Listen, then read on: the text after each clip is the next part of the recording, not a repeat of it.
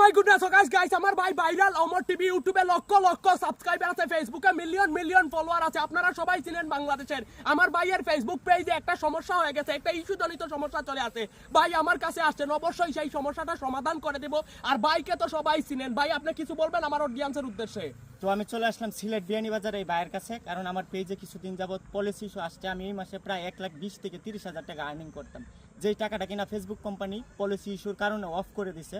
তো তাদের প্রতি আমার রিকোয়েস্ট থাকবে অবশ্যই যেন আমার পেজের পলিসি ইস্যুটা কিংবা আইডির পলিসি ইস্যুটা যেন তুলে নেয়, কারণ আমি কন্টেন্টগুলো তুলে ধরি যাতে সবাই দেখতে পারে, সবাই যাতে আমাদের ভালোবাসা নিতে পারে কিংবা আমরাও যাতে সবাইকে ভালোবাসতে পারি।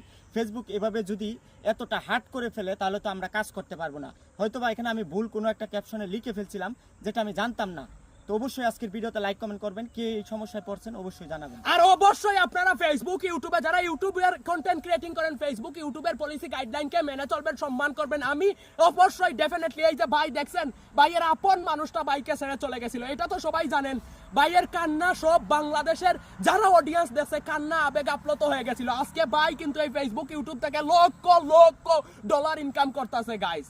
এই আমি সাব্বির, যাক আমার ইনকামটা আর বললাম না। তো সবাই ফেসবুকে সময় দিবেন, ফেসবুক থেকে লক্ষ লক্ষ ডলার ইনকাম হয়। আর ফেসবুকের পলিসি গাইডলাইনকে সবাই সম্মান করবেন। কি বলেন ভাই?